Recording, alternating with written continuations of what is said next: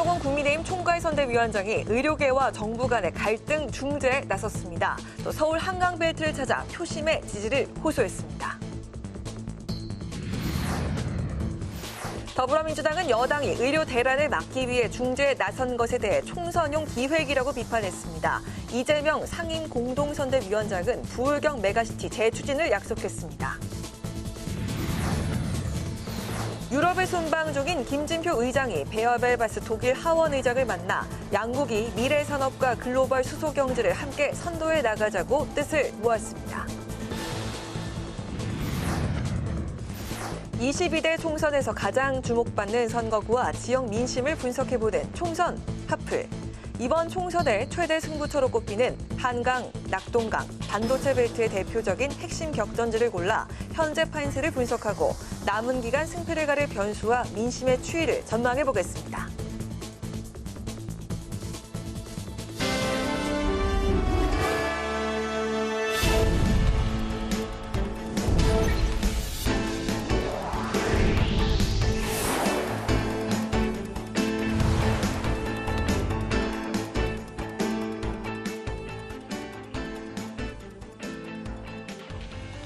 여러분 안녕하십니까? 3월 25일 월요일 국회 라이브 6 시작하겠습니다.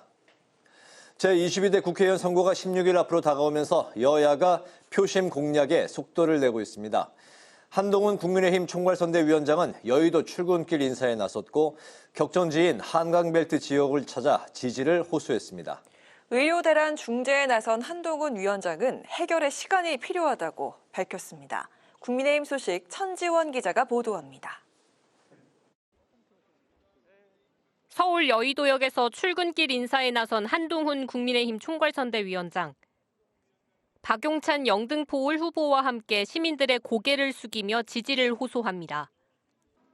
총선 후보 등록을 마친 뒤 첫 평일인 오늘, 국민의힘은 격전지인 한강벨트를 찾았습니다. 현장 중앙선대위 회의를 연 한동훈 위원장은 서울 출생률이 0.55명으로 전국 평균보다 낮다며 4가지 저출생 대책을 추가로 발표했습니다. 3자녀 이상 가구에 대해서는 모든 자녀의 대학 등록금을 전액 면제하겠습니다. 2자녀 이상 가구에 대해서도 단계적인 확대를 검토하겠습니다. 난임 지원, 아이돌봄 서비스 같은 저출생 정책의 소득 기준을 폐지하고 다자녀 기준을 일괄적으로 2자녀로 바꾸겠다고 약속했습니다. 한 위원장은 또 육아기 탄력 근무 제도를 의무화하는 법 개정을 추진하겠다고 공약했습니다. 어제 의료계와 만나 정부와의 갈등 중재에 나선 한 위원장은 시간이 필요하다고 말했습니다. 국민의 건강이라는 중요한 문제에 대해서를 앞두고 국민들이 걱정하지 않으시도록 정부가 이 정책을 잘 추진해 주실 것이라고 생각합니다. 예정대로 의대 교수들이 사직서를 제출하는 것에 대해 한 위원장은 첫 술에 배부를 수 없다고 말했는데 정부의 의대 증원 조절론에 대해선 말을 아꼈습니다. 윤희숙, 이혜훈 후보가 뛰고 있는 서울 중성동 갑을 지역을 찾은 한동훈 위원장은 시민들의 지지를 호소했는데 인요한 국민의미래 선대위원장과 깜짝 오찬을 가지기도 했습니다.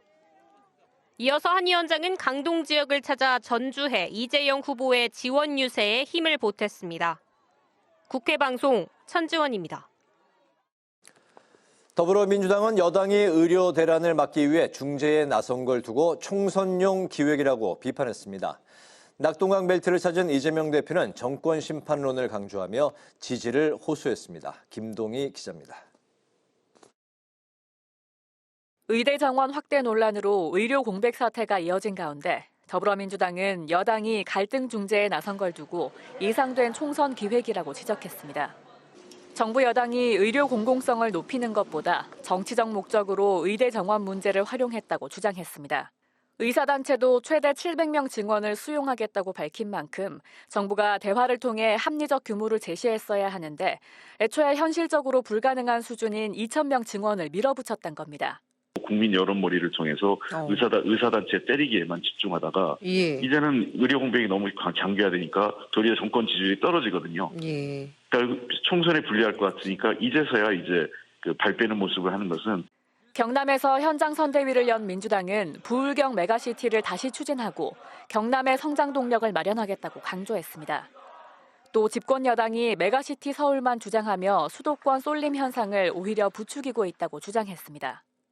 무능하고 무책임한 정권의 민생경제, 지역균형 발전 실패는 2년이면 충분합니다. 2030년 KTX 남부 내륙 고속철도 개통으로 교통을 획기적으로 개선하겠습니다. 곧 출범하게 될 우주항공청과 함께 경남이 우주항공산업의 중심으로 거듭나도록 확실히 지원하겠습니다. 또 부울경 메가시티처럼 특별지방자치단체를 활성화하고 제주와 강원, 전북 등 특별자치도법을 개정해 지역이 자생력을 갖고 골고루 발전하게 하겠다고 밝혔습니다.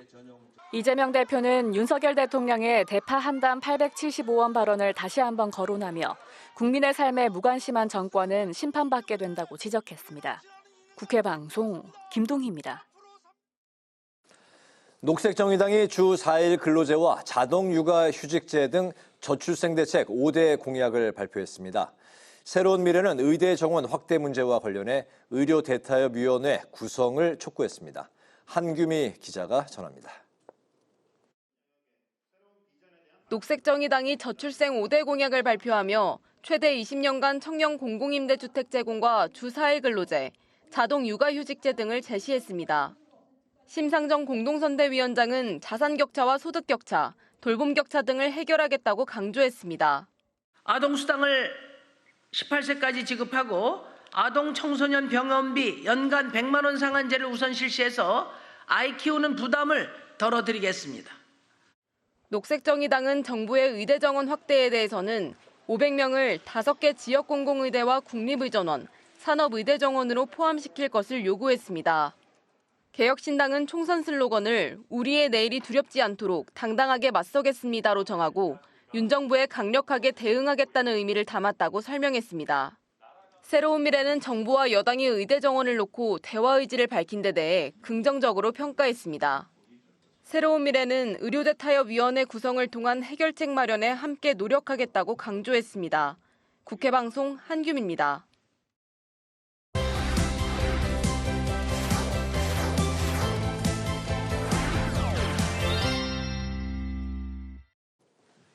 네, 월요일 이슈픽 순서입니다. 지난 주말부터 긴박하게 돌아갔던 정치권 소식을 짚어보겠습니다. 윤수빈 기자 나와 있습니다. 윤 기자 어서 오십시오. 네, 안녕하세요. 네.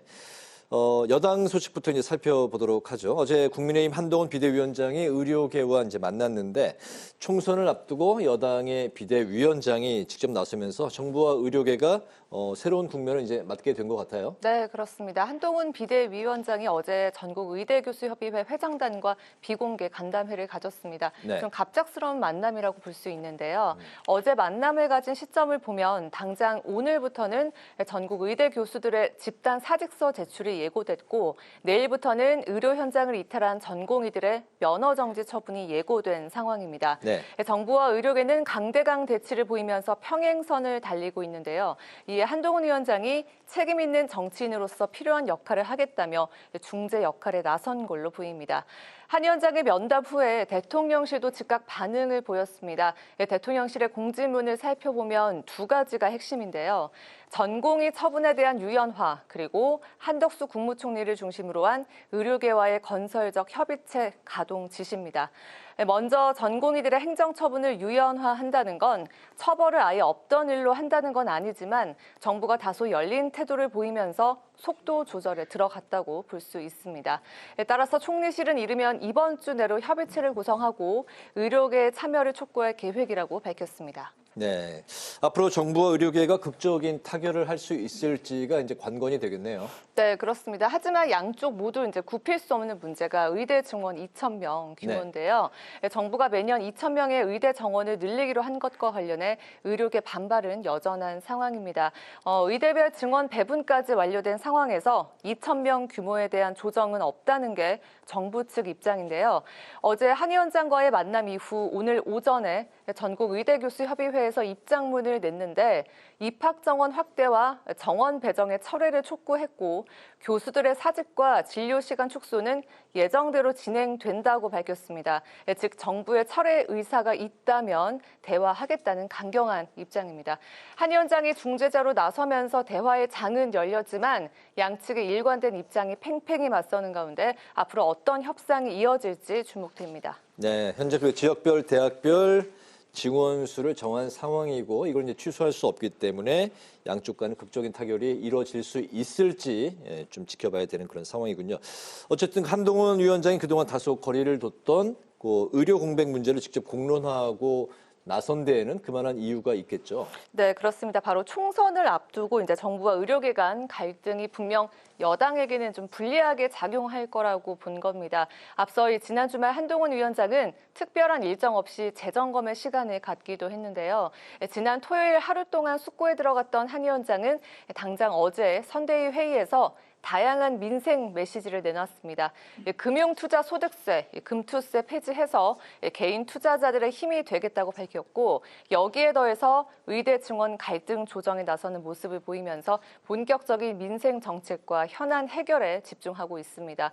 또 한 위원장이 정부와 의료계 간 양측에 꼬인 매듭을 푸는 역할을 맡으면서 집권 여당 수장으로서의 존재감을 부각시킬 기회를 얻었다는 해석도 나옵니다. 네, 이번엔 민주당 소식을 이제 살펴보도록 하죠. 이재명 대표가 어제 그 전 국민 지원금을 주겠다고 밝혔는데 그렇다면 이제 본격적인 민생 이슈를 꺼내 들었다고 이제 봐야 되겠네요. 그렇습니다. 이재명 대표는 어제 보수 텃밭인 강남 3구를 찾아서 보편 복지 카드를 꺼내 들었습니다. 민생 경제 초점을 맞춘 건데요. 전 국민에게 1인당 25만 원을 지역 화폐로 지급하는 민생 회복 지원금을 제안했습니다. 네. 민주당의 험지로 불리는 강남에서 정권 심판론을 내세우기보다는 민생에 가까운 정책 이슈를 꺼내 들었다는 분석인데요. 이 대표의 지원금 공약은 지난 4년 전에 21대 총선을 앞두고 문재인 정부가 전국 소득 하위 70%에게 지급했던 이 코로나 재난지원금을 연상시킨다는 얘기도 나옵니다.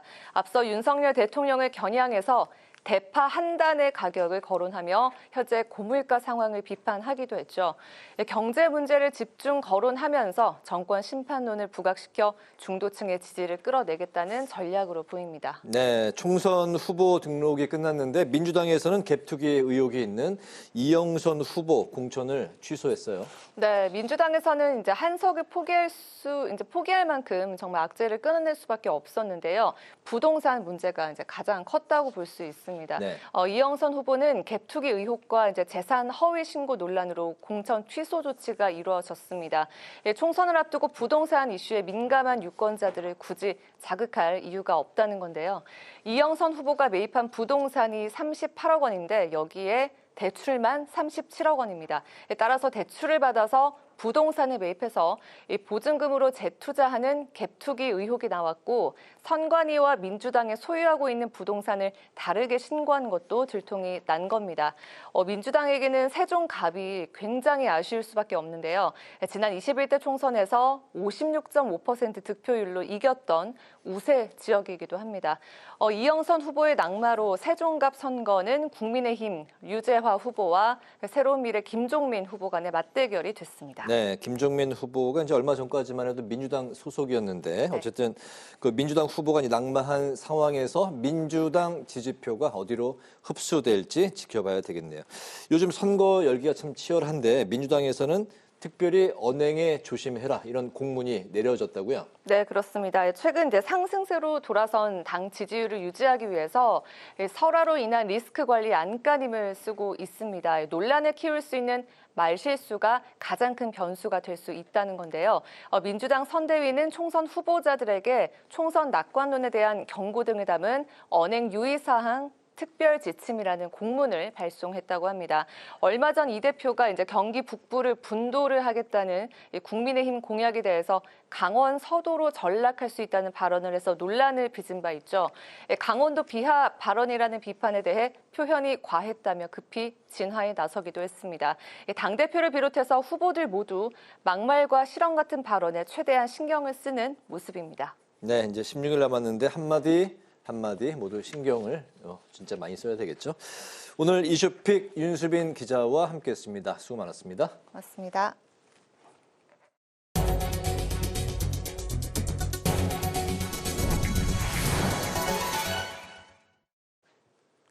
제22대 총선을 앞두고 각 당은 지난주 지역구와 비례대표 등록을 마무리했습니다. 원내 진입할 확률이 가장 높고 상징성이 있는 비례 1번 후보에 각 정당은 어떤 인물을 배치했는지 이승지 기자가 살펴봤습니다. 각 정당의 비례대표 1번을 살펴보면 법조인과 의료계를 비롯해 장애 여성과 청년 집단까지 다양하게 포진돼 있습니다.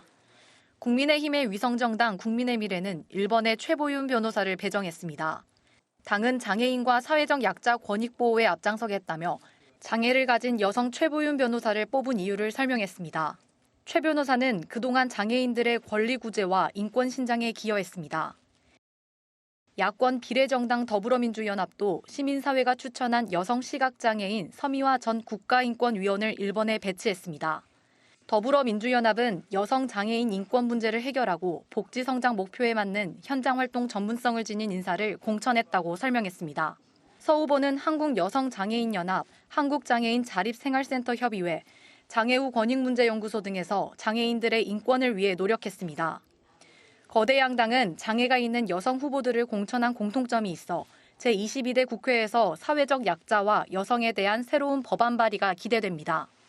녹색정의당은 의료대란의 의사와 정부가 아닌 의료노동자를 주목하며 나순자 전 보건의료노조 위원장을 비례 1번에 공천했습니다. 당은 보건의료노조 위원장을 3차례나 역임하고 민주노총 위원장의 기대주였던 나 후보를 영입해 기회국회와 노동권을 지키는 의정활동을 펼치겠다고 포부를 밝혔습니다. 개혁신당은 저출산 문제 해결을 목표로 이주영 전 순천향대 천안병원 소아응급의학과 교수를 비례 1번으로 올렸습니다. 당은 이 후보를 의사들의 소아과 기피 현상이 불거질 때 끝까지 소아 의료 현장을 지킨 의사라고 소개했습니다. 새로운 미래는 지난달 민주당을 탈당한 뒤 당적을 옮긴 양소영 후보를 1번으로 선정했습니다. 새로운 미래는 양 후보가 MZ세대 여성의 입장을 대변할 것으로 기대하고 있습니다. 조국혁신당은 검찰개혁을 주장하며 박은정 전 검사를 발탁했습니다. 박 후보는 추미애 전 법무부 장관 시절 윤석열 검찰총장을 감찰했다가 해임된 바 있으며 조국 대표는 검찰개혁에 기여하게 될 것이라고 공천 이유를 밝혔습니다. 각 정당은 비례대표 1번에 모두 여성 후보를 공천했는데 3% 이상 득표해야 원내로 진출할 수 있습니다. 국회방송 이승지입니다. 김진표 국회의장이 현지 시간 22일 베어벨바스 독일 하원 의장과 만나 경제와 에너지 분야 협력 방안을 논의했습니다.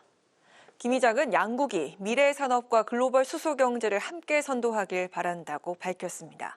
보도에 강민지 기자입니다. 영국에 이어 독일을 공식 방문한 김진표 국회의장이 베를린에 위치한 독일 연방의회를 방문해 베어벨바스 하원 의장을 만났습니다. 코비드-19이나 우크라이나 전쟁과 같은 위기 속에서 보여주신 바스 의장님의 리더십에 대해서 저는 평소에 존경해 왔는데 오늘 이렇게 뵙게 되니까 정말 반갑습니다. 양국 의장들은 1960년대부터 파독 광부와 간호사를 통해 이어온 양국의 협력 관계를 보다 확대하고 의회 외교를 활성화하자는 데 의견을 모았습니다. 특히 우리나라와 독일은 분단 경험을 공유하는 핵심 우방국인 만큼 한독수교 140주년 기념 결의안 채택을 계기로 의회 교류를 더 확대하자고 강조했습니다. Zwischen Deutschland und Korea im letzten Jahr 2 wichtige Beschlüsse, sowohl im Bundestag als auch in ihrer Nationalversammlung zu unseren bilateralen parlamentarischen Beziehungen verabschiedet wurden. 나아가 양국이 스마트 제조와 미래 모빌리티 등 미래 산업을 이끌고 수소 분야 협력을 통해 글로벌 수소 경제 선도 국가가 되길 희망했습니다. 김 의장은 전날엔 베를린 동포와 지상사 대표들을 초청해 만찬을 함께하며 현지 교민들의 생활과 어려움을 청취했습니다. 안정적으로 뿌리 내린 독일 동포 사회를 치하하고 재외 동포청 신설을 계기로 파독 광부와 간호사들을 효과적으로 지원할 방안들을 고민하겠다고 말했습니다. 60년대 파독, 광부, 그리고 간호사 이분들이 대한민국 경제 성장사를 얘기할 때는 항상 모두의 이야기 되는 분들입니다. 그래서 이분들의 헌신과 또 이분들의 희생을 토대로 해서 아주 모범적인 교민사회다라는 평가를 받고 있는 것으로 잘 알고 있습니다. 독일 일정을 마치고 네덜란드로 이동한 김 의장은 내일 상하원 의장과 합동 면담을 갖고 반도체 산업과 글로벌 공급망 확대 방안 등을 논의할 예정입니다. 국회 방송 강민지입니다. 중앙선거관리위원회가 국민의힘과 더불어민주당 등 11개 정당에 선거보조금 508억여 원을 지급했습니다. 선관위는 정치자금법 제27조에 따라 원내 교섭단체인 국민의힘과 민주당의 총액의 50%를 5석 이상 20석 미만의 의석을 가진 더불어민주연합과 국민의 미래, 녹색정의당과 새로운 미래엔 총액의 5%를 배분했습니다. 이에 따라 민주당은 188억여 원을, 국민의힘은 177억여 원을 지급받았습니다. 한동훈 국민의힘 비상대책위원장이 내일 오전 대구에서 박근혜 전 대통령을 만납니다. 한 위원장은 선대위 회의 후 기자들을 만나 정치인으로서 전 대통령을 찾아가는 건 이상한 일이 아니라며 이명박 전 대통령도 만날 계획이라고 말했습니다. 한 위원장은 과거 국정농단 당시 윤 대통령과 함께 수사를 이끌었으며 정치권에 입문한 뒤 박 전 대통령을 만나는 것은 이번이 처음입니다. 더불어민주당이 오늘 23번째 민생토론회를 마친 윤석열 대통령을 향해 국비를 활용한 사전선거 운동이라고 비판했습니다. 민주당은 논평을 통해 윤 대통령이 수백조 원이 들어가는 선심성 공약을 살포했다며 공약에 대한 법적, 재정적 검토가 불분명하다고 지적했습니다. 그러면서 윤 대통령의 민생토론회를 국민을 기망한 사전선거 운동이자 관건선거라고 주장했습니다. 조국혁신당의 조국 대표가 오늘 검찰의 불법 민간인 사찰 의혹 진상규명을 위한 국정조사를 추진하겠다고 밝혔습니다. 조 대표는 기자회견을 열고 범위를 벗어난 압수수색으로 얻은 개인정보를 검찰이 활용한다는 인터넷 매체 보도를 인용하며 민간인 불법 사찰 도구인 디넷의 민낯이 드러난 것이라고 주장했습니다. 그러면서 수사와 관련이 없는 정보는 즉각 폐기해야 한다며 국정조사 결과 책임자가 확인되면 법적, 정치적 책임을 묻겠다고 덧붙였습니다.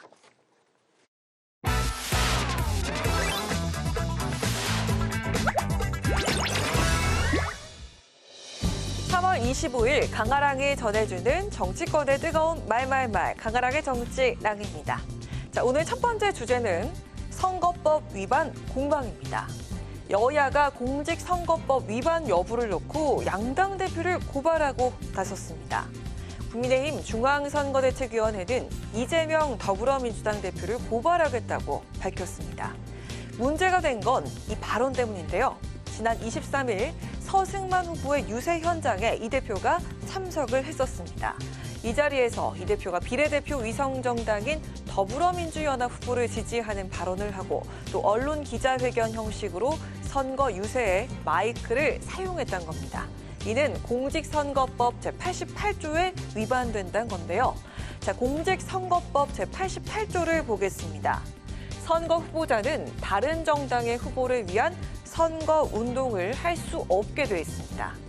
이 대표는 인천 계양을 후보자이기 때문에 다른 정당인 더불어민주연합에서 선거 운동을 할 수 없다는 게 국민의힘의 주장입니다. 이 대표를 고발한 국민의힘 상황도 별반 다르진 않습니다. 녹색정의당과 조국혁신당은 한동훈 국민의힘 비대위원장의 마이크 사용을 문제 삼으면서 불법 선거 운동으로 경찰에 고발하겠다고 밝힌 상황입니다. 공직선거법 제59조 4항에 따르면 선거운동 기간이 아닌데 확성장치를 사용해 선거운동을 할 수 없다고 명시가 돼 있습니다. 이를 한 위원장이 어겼던 건데요. 이 같은 선거법 위반 고발에 양당은 각각 마이크 사용이 허용되는 기자 형식으로 했기 때문에 직접 후보를 찍어달라고 한 게 아니기 때문에 문제가 되지 않는다면서 타당성을 주장하고 나섰습니다. 오는 28일부터 공식 선거운동이 시작되죠. 후보자들도 정당들도 선거법을 세심히 살피는 주의가 필요해 보입니다. 이어서 두 번째 주제입니다. 후보 등록 마감입니다. 네, 지난 22일이죠. 22대 국회의원 선거 후보자 등록이 마감됐습니다. 국민의 마음을 얻기 위해서 최선을 다할 것이라는 말씀을 드립니다. 여러분. 반드시 심판해야 합니다. 그래야 정신을 차립니다. 네, 이번 총선에선 38개 정당이 비례대표 후보를 내면서 투표 용지가 무려 51.7cm에 달하게 됐습니다. 역대 최장 투표 용지를 기록한 지난 21대 총선 때보다 더 길어진 겁니다. 유권자들은 1인 2표제가 도입된 이래 가장 긴 투표 용지를 받아들게 됐습니다. 반면에 경쟁률은 지난 총선보다 낮아졌습니다. 지난 총선 경쟁률이 4.4대 1이었는데요. 22대 총선에선 254개 지역구에 699명이 등록해서 평균 2.8대 1의 경쟁률을 기록했습니다. 또 비례대표 국회의원 선거는 253명이 등록해서 5.5대 1의 경쟁률을 보였습니다. 주요 정당의 비례대표와 지역구 후보 기호도 정해졌습니다. 기호 1번인 더불어민주당부터 6번인 새로미래까지는 전국 어느 선거구든 같은 기호가 적용이 됩니다. 다만 기호 7번부터는 달라지는데요. 일단 지역구 선거에선 개혁신당, 자유통일당, 진보당 후보 순서로 용지에 적히게 됩니다. 개혁신당은 전국 통일 기호를 받지 못한 정당 가운데 국회 의석수가 4석으로 가장 많기 때문에 개혁신당 후보가 출마하는 지역구의 경우 기호 7번을 배정받게 됩니다. 개혁신당 후보가 나오지 않을 경우엔 자유통일당 후보가 기호 7번을 받게 되는 거죠. 자유통일당과 진보당, 조국혁신당은 모두 한 석을 보유하고 있지만 조국혁신당이 신생정당이기 때문에 앞선 선거 득표율이 없어 3개 정당 중에 순서가 가장 뒤로 밀리게 됩니다. 이색 출마자도 눈길을 끕니다. 85세로 전국 최고령 후보자인 김일윤 후보는 이번이 마지막 기회일지도 모른다면서 출마에 임하는 소감을 밝혔고요. 16번째 출마하는 서중현 후보는 최다 도전인 만큼 경험과 노하우가 있다면서 자신 있는 모습을 보였습니다. 또 부부가 나란히 입후보 등록한 경우도 주목을 받았습니다. 네, 이제 후보자 등록이 마감되면서 본선 무대에 오른 후보자들이 전열을 다지고 있는 분위기인데요. 정당별, 후보별 전략은 무엇인지 공약과 임무를 꼼꼼하게 살펴 보다 현명한 선택을 해야겠습니다. 지금까지 강아랑의 정치랑이었습니다.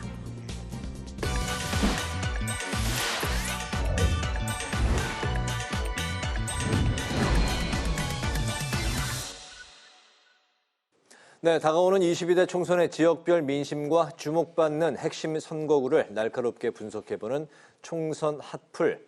이종훈 정치평론가, 김성환 시사평론가 두 분과 함께하겠습니다. 어서 오십시오. 안녕하세요. 안녕하세요.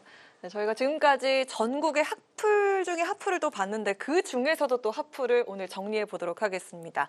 후보 등록이 마감이 되면서 총선 대진표가 모두 확정이 됐는데 이번 총선의 승패를 가를 3대 벨트, 한강 벨트, 낙동강 벨트 그리고 반도체 벨트인데요. 오늘은 이 3대 벨트의 대표적인 격전지를 골라서 판세를 꼼꼼하게 들여다보겠습니다. 네, 각 벨트 중에서 가장 핫풀 저희가 핀포인트로 콕 집어서 하나씩 짚어보도록 하겠습니다. 서울의 최대 승부처 한강벨트에서는 오늘 한동훈 위원장이 찾았던 중성동갑을 보겠는데요. 이곳은 민주당 전현희 후보, 국민의힘 윤희숙 후보, 여성 맞대결로 뜨거운 관심을 모았던 곳입니다. 전통적인 야당 텃밭인데 최근에 보수세도 강해지고 있다. 이런 이제 분위기인데 민생을 내세운 전현희 후보냐 또 경제를 내세운 윤희숙 후보냐 또 어떤 구호가 좀 주요할지 현재 판세를 비롯해서 먼저 이종훈 평론가님께서 짚어주실까요? 네, 뭐 요즘에 최근 들어서는 워낙 이제 정권 심판론 분위기가 좀 많이 올라온 그런 그 상황이어서 네. 사실은 뭐 국민의힘이 다시 좀 불리해진 지역이다 이렇게 일단 봐야 되긴 할 것 같아요. 그러니까 전통적으로 이제 야세가 강한 이제 그런 지역이었는데 특히 이제 성수 지역이 이제 그 아무래도 조금 핫플이 되면서 뭐 부자들도 많이 이사 왔다 그러고 또 네. 거기 또 집값도 많이 오르고 또 대기업들의 투자도 뭐 많이 증가했다는 거 아니겠습니까? 이제 그러면서 보수세가 굉장히 강해졌다. 네. 그 지역이 워낙은 이제 호남 출신 이제 유권자들이 많은 지역이었는데 그렇게 해서 이제 교체가 많이 됐다. 그러면서 보수화가 많이 됐고 이런 이제 분위기 탓에 이제 지난 대선하고 지방선거 때 이제 국민의힘이 상당히 좀 약진을 한 이제 그런 지역에 해당하기 때문에 이번에는 좀 뒤집어지지 않겠냐 이런 이제 그 전망도 있었고요. 또 이제 그 아무래도 이제 그러다 보니까 국민의힘에서도 상당히 이제 전략적으로 이제 이쪽에 이제 일종의 공천을 한 그런 곳이고 네. 또 윤희숙 후보 같은 경우에는 윤석열 대통령의 픽이라기보다는 한동훈 위원장의 픽인 것으로 또 많이 알려져 있습니다. 이제 그러다 보니까 이제 한동훈 위원장으로서도 굉장히 공을 많이 들이지 않을 수 없는 네. 그런 지역이 이제 돼버린 거죠. 그래서 이제 더욱더 이제 핫플레이스로 이제 관심을 이제 많이 끌고 있는 이제 그런 그 상황이고요. 뭐 이 사실은 지난번에 그 민주당 내에서는 이 지역에 뭐 나름 약간 공천의 갈등이라 그러면 갈등이 없지 않았던 그런 상황이잖아요. 네. 임종석 전 이제 비서실장을 공천을 주느냐 마느냐 가지고 이제 논란을 상당히 좀 있었던 네. 그런 바고 그래서 이제 그런 공천 갈등 리스크도 상당히 조금 이제 영향을 미치지 않을까 이제 이렇게 예상을 했습니다. 그래서 실제로 그 즈음에는 민주당의 이제 표심이 좀 분산되기도 하고 이제 그런 경향성이 좀 있었던 거고 네. 그래서 국민의힘이 이제 더욱더 이제 분위기가 좀 좋았던 바가 있습니다. 그런데 최근 분위기를 보게 되면 이제 그 악재가 이제 시간이 지나면서 좀 잊혀지는 효과와 그와 더불어서 이제 전체 판세 내지 구도 자체가 이제 정권 심판론이 이제 조금 전에 말씀드린 대로 다시 부상하는 그 바람에 지금 보니까 윤희숙 후보가 좀 그 의외로 좀 고전을 겪고 있는 상황이 지금 돼버린 게 아닌가. 현재 상황은 좀 그렇다. 네. 이렇게 설명을 드려야 할 것 같습니다. 안규백 전략공천위원장이 3대 여전사를 이제 꼽았던 그 한 전사가 바로 이제 전현희 후보인데 현재 그 여러 그 여론조사가 이제 점점 좀 그 상승세로 나타나고 있는 것 같습니다. 그렇다면 그 공천이 주요했다고 봐야 될까요? 그렇죠. 민주당 입장에서 거꾸로 말하면 국민의힘의 전략을 그 뭐랄까요 혼선에 빠뜨리게 했다고 할까요? 네. 왜냐하면 윤희숙 전 의원, 그러니까 윤희숙 후보는 이른바 운동권을 잡겠다고 갔는데 전현희 의원은 운동권이 아니거든요. 임종석 전 실장이 사실은 운동권의 대부다 이렇게 불렸던 인물인데 그러니까 애초에 세팅을 했던 전략 자체가 지금 사라진 거잖아요. 적을 잡으러 가겠다고 해서 사실은 굳이 민주당에서 하는 얘기가 그런 거예요. 운동권은 윤희숙 의원의 운동권인데 이렇게 얘기한단 말이에요. 네. 그래서 함은경 후보도 역시 마찬가지였지만 그래서 임종석 전 실장하고 딱 맞붙었다고 하면 구도가 만들어지잖아요. 네. 운동권 청산론과 운동권 이렇게 될 수 있는데 지금 임종석 전 실장이 전략 공천을 못 받은 상황이잖아요. 근데 빠진 자리에 전현희 후보가 들어가 버리니까 네. 이게 뭔가 맞지 않는 듯한 모양새가 나오고 있다 이렇게 봐야 될 것 같고요.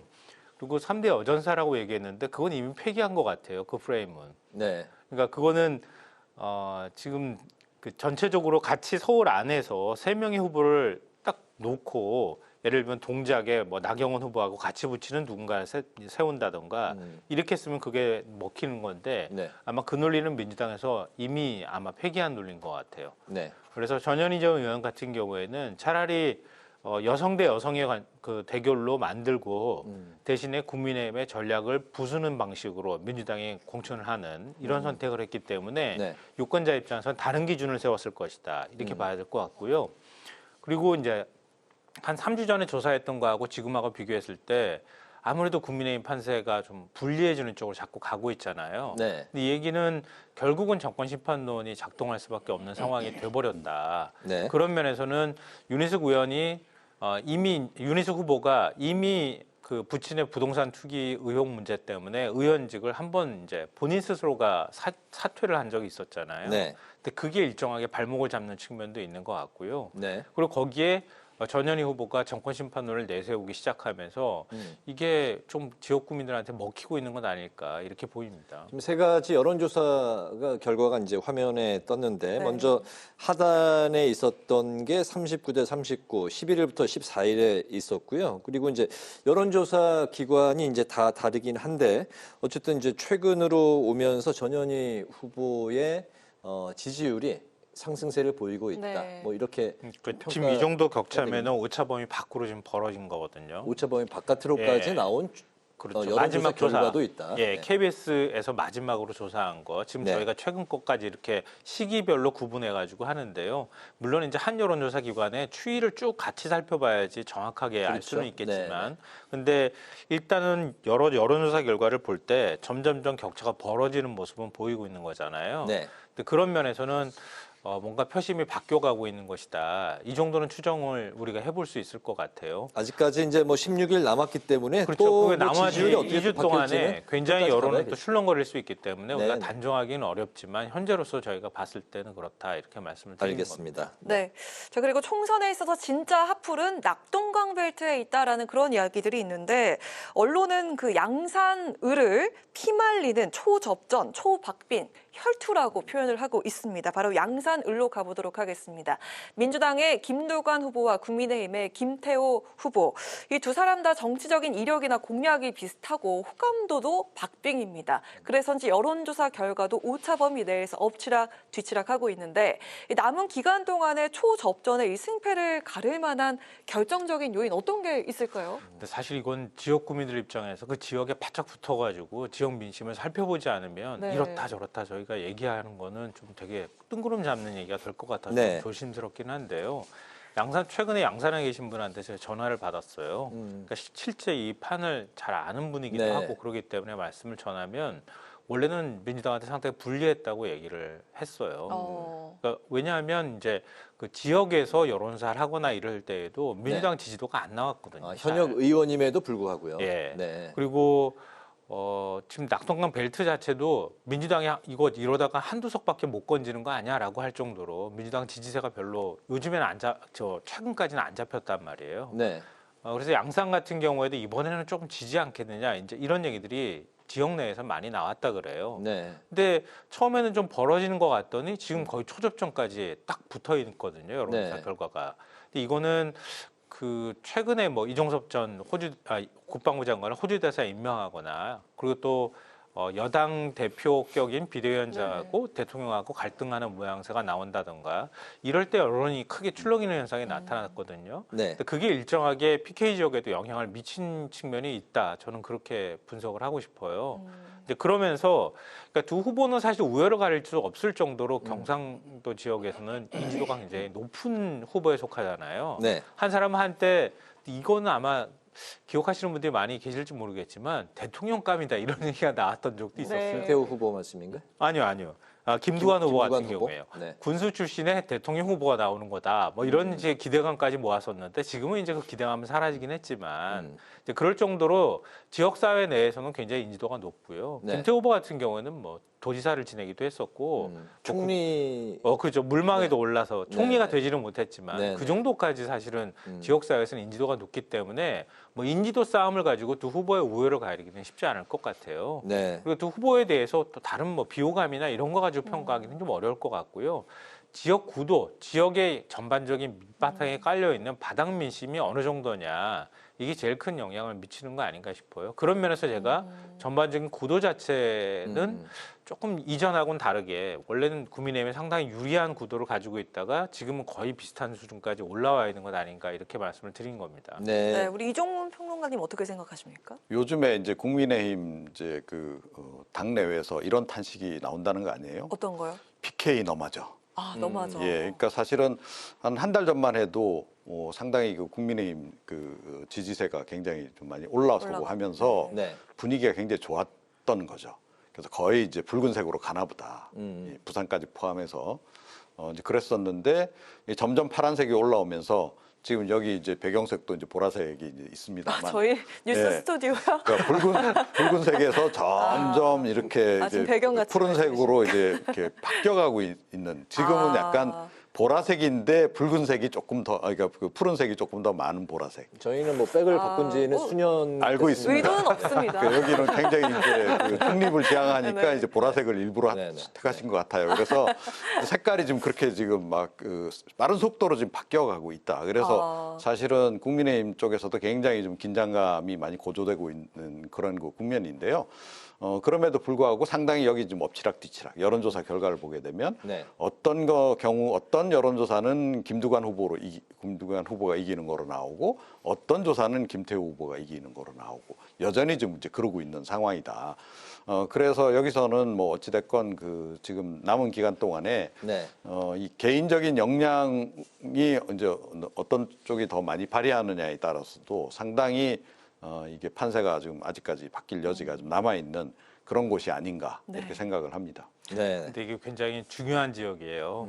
왜냐하면 민주당 입장에서도 평산 마을도 있고요, 봉하 마을도 있잖아요. 김해 갑을 그리고 양산 을 여기는 양보하기가 굉장히 어려운 곳이란 말이에요. 그러니까 이 두 지역에 대한 상징성이 워낙 크기도 하고요. 또 이제 부산 서부라고 할 수 있는 지역이죠. 북강석 앞부터 사하까지 쭉 이렇게 내려오는 이걸 이제 낙동 벨트라고 얘기하는데요. 여기에서 유의미한 성과를 거두지 못하면 사실 민주당은 영남 지역에서 의석을 갖고 올 때가 많지 않아요. 생각보다. 여기서 패하면 민주당 입장에서는 상징성을 빼앗기는 측면이 있고요. 국민의힘의 경우에는 이 지역을 되찾아오면 영남권을 사실상 석권하는 거나 다름이 없어요. 그러니까 여기 지역을 갖고 오게 되면 다른 지역에 두석 갖고 오는 효과를 갖고 온다. 이렇게 얘기할 정도로 그렇군요. 이 지역은 절대 양보할 수 없는 지역이거든요. 그러니까 거의 이 정도까지 딱 달라붙어가지고 피 말리는 접전을 벌인다고 하는 건 양당이 그만큼 양보할 수 없는 지역으로 이번에 승부수를 건 곳이다. 이렇게 생각하시면 어떨까 싶어요. 18년 만에 리턴 매치로 또 이제 관심을 모으기도 하는데 그때 당시보다는 김두관 후보가 이제 몸집을 좀 많이 키운 상황이고 또 현역 의원이고 이제 수성이냐 또 탈환이냐 관심을 모으고 있고 세 가지 여론조사 모두 초박빙의 상황이기 때문에 그만큼 중요한 지역이기도 하고 끝까지 정말 지켜봐야 할 곳 중에 한 곳으로 꼽히고 있습니다. 다음 그 3대 벨트 중에 가장 많은 의석이 이제 걸린 바로 반도체 벨트를 찾아볼 텐데요. 총 23석인데 경기도 전체 의석이 이제 60석이죠. 60석 중에 3분의 1이 넘는 곳인데 반도체 벨트의 이제 그 핵심인 수원, 그 중에서도 수원정이 최고 이제 핫플레이스로 꼽히고 있습니다. 친명으로 꼽히는 김준혁 교수, 한동훈 위원장의 1호 인재였던 이수정 교수 출신끼리 정치 신인의 이제 대결인데 박강원 의원이 내리 3선을 했기도 했던 이곳에서 이제 최근에 또 이제 선대위원장을 또 맡기도 했죠. 이수정 후보가 처음에 20%대로 시작해서 지금은 40%대의 여론조사를 이제 기세 있게 돌파를 한 상황입니다. 이 기세를 계속 이어갈 수 있을지 이것은 좀 어떻게 전망하십니까? 네, 이것도 결국은 이제 국민의힘에 달렸다라고 저는 생각을 해요. 그러니까 개인 역량으로는 지금 이제 많이 어떻게 보면 따라붙은 이제 그런 그 상황이거든요. 여기도 뭐 워낙 이제 그 민주당 당세가 이제 강한 이제 그런 지역입니다. 그런 지역에 이제 그래서 뭐 전략적으로 상당히 좀 이제 전국적인 인지도가 있는 인물을 택해서 사실은 이제 투입을 한 거 아니겠어요? 그래서 그 전략이 일단은 이제 주요했죠. 그래서 상대적으로 이제 여기선 그래도 나름 선전을 해왔다라고 저는 생각을 합니다. 그런데다가 이제 민주당도 조금 전에 말씀하셨듯이 이제 현역 중진 대신에 이제 친명계 신인 상대적으로 지명도, 인지도가 떨어지는 인물이 나온 거예요. 그래서 국민의힘으로서는 상당히 해볼 만한 이제 그런 그 지역이었다. 그리고 뭐 조금 전에 말씀드렸듯이 최근에 이제 국민의힘이 이제 얼마 전까지는 그래도 뭐 당 지지율이 좀 상당히 올라오고 이제 그러면서 이수정 이제 그 교수 같은 후보 같은 경우에도 더욱더 좋은 이제 그런 지지율 상태를 유지할 수 있었는데 이제 최근에 이제 이게 급반전된 이제 국면이란 말이에요. 그래서 정권 심판론이 거세지는 속에서 과연 이수정 후보가 이걸 버텨낼 수 있느냐. 이제 이 상황이까지 이제 온 거고 여기서는 결국은 이제 개인적인 역량으로 돌파를 해내는 수밖에 지금 없는 이제 그런 그 상황이 됐다. 이제 그런 점에서 상당히 좀 이제 힘든 그 국면이고 어찌됐건 뭐 본인이 어떤 뭐 그동안에 쌓아온 그런 인지도나 이런 걸 가지고 지금 뭐 최대한 노력을 해보는 수밖에 지금 없는 상황이 지금 아닌가 이렇게 생각을 합니다. 저희가 방금 화면으로 띄웠던 그 여론조사 결과는 이제 11일, 12일 두 가지 조사 기간이 이제 동일하고 하나는 경인일보 KSDI 그리고 하나는 경기일보 미디어 리서치인데 한 2주 전 상황인 건데 그때 당시 뭐 좀 초박빙이었네요. 네, KSOI고요. 네, KSOI. 예, 그러니까 두 신문사에서 이제 지역 여론조사를 한 거예요. 이런 경우는 일반적인 이제 전국 조사하고 좀 다르거든요. 네. 이럴 때는 지역 샘플이 좀 더 크기 때문에 지역 여론조사 민심을 읽는 데는 좀 유효한 도구가 될 거다. 이렇게 이제 우리가 생각해 볼 수 있고요. 네. 지금 여론조사 수치상으로 보면 여기는 뭐 딱 깔아붙어 있다. 이건 초박빙이다. 이 외에는 달리 드릴 말씀이 없을 것 같아요. 최근까지도 딱 붙어 있다. 네. 그리고 그 이후에 이제 조사가 됐던 것들이 더 아마 추가로 나온다면 어떤 변화를 또 읽을 수 있을 것 같은데 네. 지금 아직까지 그거는 아니어서 제가 단정적으로 말씀드리기는 어려운데요. 네. 일단 방금 전에 말씀하셨던 것처럼 이수정 교수가 가지고 있었던 굉장히 좋은 이미지들이 있잖아요. 범죄 전문가라고 하는 그런 이미지들도 있고 또 여성들이 또 이수정 교수를 또 특히 지지하는 성향들이 있기도 하거든요. 특히 여성들의 어떤 성폭력 문제라든가 또 2차 가해 문제 이런 거에 목소리를 내왔던 인사이기 때문에 그런 면에서 안전한 지역으로 만들고 싶은 시민이 네, 선전하고 있는 건 맞다. 왜냐하면 박강훈 의원이 내리 3선을 할 때 그때 국민의힘 계열의 이제 보수정당 후보하고 붙었을 때는 보통 이제 한 15%, 한 10에서 한 20% 정도 포인트 정도 차를 가지고 있었어요. 네. 그러니까 그 정도로 민주당세가 좀 강하다. 이렇게 볼 수 있거든요. 근데 거의 비슷한 수준까지 왔다는 얘기는 이수정 교수의 개인기도 어느 정도 작동하고 있다 이렇게 봐야 되겠죠. 근데 또 김준혁 교수에 대해서는 잘 모르는 분들이 있으셔서 저도 인지도가 떨어집니다 이렇게 얘기했더니 그쪽에 계시는 분들 입장에서는 그게 굉장히 서운한 얘기로 들렸나 봐요. 왜냐하면 수원 지역 토박이에요. 김준혁 교수는. 네. 여기서 계속 학교를 다니고 또 학교도 그쪽 지역에 있단 말이에요. 네. 그러니까 그 지역에서는 생각보다 많이 알려진 인물이다 이렇게 얘기를 또 하더라고요. 그리고 뭐 정저 전문가다 이렇게 또 알려진 또 인지도의 측면도 있기 때문에 뭐 누가 앞선다 이렇게 평가는 할 수 없겠지만 이전에 치러졌던 총선에 비해서는 지금 상당히 박빙으로 나오고 있는 것은 이수정 교수가 가지고 있는 개인기나 능력들이 일단 작동하고 있다. 또 이수정 교수가 그 정도로는 도전장을 내밀기도 했었고요. 또 이수정 교수 대학이 또 그쪽에 위치하고 있기도 하잖아요. 네. 그런 프리미엄도 일부분 뭐 먹은 측면도 있다 이렇게 생각합니다. 네. 네, 자 그리고 반도체 벨트의 또 다른 축은 바로 화성을입니다. 전국에서 가장 젊은 지역구인데 평균 연령이 34.7세입니다. 민주당은 현대 출신의 공영훈 후보, 국민의힘은 삼성 출신의 한정민 후보, 그리고 여기에다 개혁신당의 이준석 대표까지 나서면서 3자 구도가 형성이 됐죠. 자, 현재로선 여권표의 분산으로 공 후보가 수혜를 입는 것 같다라는 그런 분석도 있는데 이 판세가 뒤집어질 수 있을까요? 어떻게 보십니까? 뒤집어지기 어렵겠죠. 어렵다. 네. 그래서 아마 이 지역도 결과적으로는 이제 민주당 후보가 반사적 이익으로 당선될 수밖에 없는 그런 그 상황이다. 아마 이제 그 국민의힘 쪽에서는 개별적으로도 그런 얘기가 좀 나오고 있고요. 그러니까 이준석 대표의 탈당을 만약에 막았더라면 이런 상황이 과연 벌어졌을까? 그런 이제 그 약간 탄식 섞인 얘기도 부분적으로 나오고 있습니다. 그게 뭐냐하면 뭐 이 지역 대표적이고요. 개혁신당 후보자들이 지금 수도권에 여러 곳에 좀 출마를 했단 말이에요. 네. 그래서 이제 그들이 이제 보수표를 잠식을 하는 부분이 있는 거죠. 그런데다가 만약에 이준석 대표가 탈당을 안 하고 당내에 있었더라면 지금의 어떤 그 정권 심판론 그 부분이 그대로 작동했겠는가? 그걸 상당히 희석시키는 효과도 있었을 것이고 보수표를 그렇게 해서 결집시키는 그런 효과도 상대적으로 있었을 거다라고 생각한다면 비단 이 지역뿐만 아니고 수도권 내에서도 지금보다는 조금 유리한 판세를 만들 수 있지 않았겠는가. 이제 그런 이제 분석이 최근에야 이제 나오기 시작합니다. 네. 근데 사실은 그런 부분은 이미 예고됐던 부분인 거고 그런 측면에서는 미리 좀 그 이준석 대표 탈당하는 시점에 대응을 했어야 되는데 이제 못한 것이 지금 이제 그 성적표를 받고 있는 이제 그런 그 상황이다. 대표적으로 이 지역 같은 경우에 이준석 대표가 의외로 많이 이제 그 득표를 지금 할 것으로 예상이 됨에 따라서 지금 국민의힘 후보도 지금 당선 가능성이 매우 낮아진 이제 그런 그 국면이 지금 돼버린 이제 그런 그 상황이 아닌가 이렇게 생각을 합니다. 네. 근데 원래 그 개혁신당이 일종의 이제 전략을 짠 거잖아요. 이원욱 의원하고 양양자 의원. 그러니까 두 후보를 같이 이제 일종의 벨트로 만들어가지고 반도체 벨트 안에서 개혁신당 바람을 불러일으키겠다. 이런 이제 전략을 갖고 접근을 했단 말이에요. 네.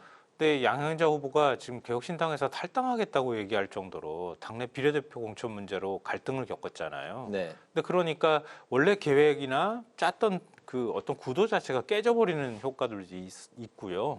그리고 새로운 미래하고 합당을 했다가 또 거기서 또 나눠지네 이런 문제가 있었단 말이에요.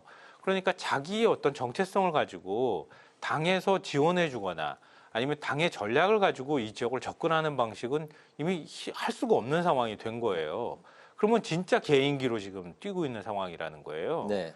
그러니까 사실은 아무리 이준석 대표라 하더라도 혼자서 개인기로만 가가지고 당선되긴 참 쉽지가 않은 구도가 돼버렸다. 그건 참 좀 한편으로는 굉장히 아쉬워하는 점 중에 하나가 아닐까 싶고요. 그리고 말씀하셨던 것처럼 이준석 대표가 가지고 올 수 있는 표의 확장성은 한계가 있단 말이에요. 왜냐하면 지난 대선 때 이준석 대표가 얘기한 것처럼 많이 이제 만들어냈던 전략이 세대 포위론 그리고 이른바 남녀 갈라치기 이걸 통해 가지고 윤석열 대통령이 저는 상당한 덕을 봤다고 네. 생각해요. 근데 결국 이준석 대표를 밖으로 내몰았잖아요. 내몰고 난 다음에 이준석 대표가 이제 결국 혼자 개인기로 승부를 하는 지역구에 들어가가지고 싸움을 할 수밖에 없는데 특히 30대, 40대가 많이 거주하는 지역이란 말이에요. 젊은 이준석 대표가 가서 한번 나는 해볼 수 있을 거라고 생각했을 수 있겠지만 이미 여성 표심하고 남성 표심이 쫙 갈려진 상황이란 말이에요. 그러니까 여성들이 이준석 대표한테 갖는 비호감도가 너무 높은 상황이라는 겁니다. 만약에 남성들이 갖고 있는 호감, 일부 호감들이 여성들 사이에서도 나타난다 그러면 저는 이거보다 훨씬 더 많은 득표를, 그러니까 지지를 기록할 수 있었을 거라고 봐요. 네. 근데 그게 안 되는 데다가 민주당은 정권심판론, 민주당 성향에 있거나 아니면 정권심판론에 동의하는 측은 똘똘 뭉쳐가지고 딱 떨어져 나와 있으니까 결국 국민의힘 성향이나 아니면 이준석 대표를 개인적으로 좋아하는 이런 지지층이 이렇게 쭉 갈리는 현상이 나타나는 거예요. 그러니까 이게 만약에 나중에 가가지고 후보 단일화를 하지 않는 한 이 표심이 더 달라질 게 별로 없어 보인다고 하는 거예요.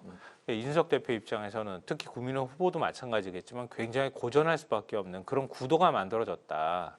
그러니까 구도를 극복하기는 매우 어렵거든요.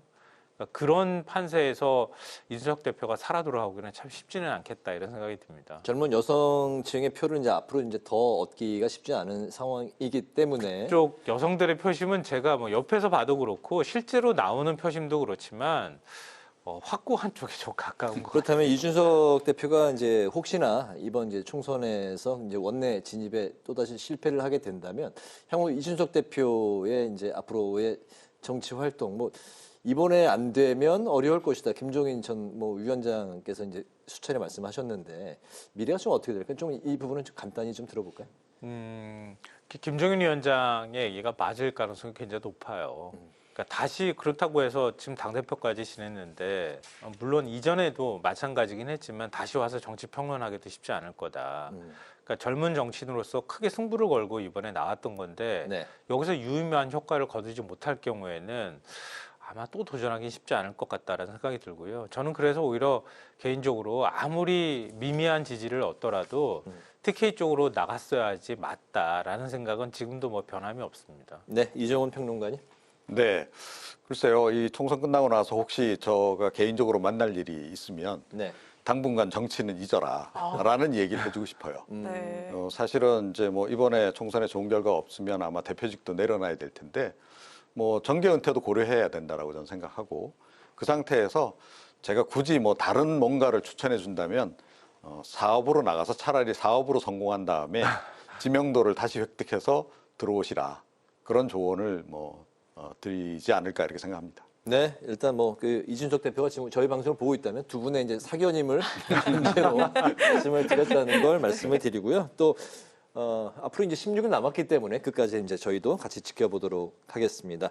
이번 총선의 승패를 가를 3대 벨트, 한강 벨트, 낙동강 벨트, 반도체 벨트를 오늘 총선 하플에서 꼽고 함께 지켜보는 시간을 가져봤습니다.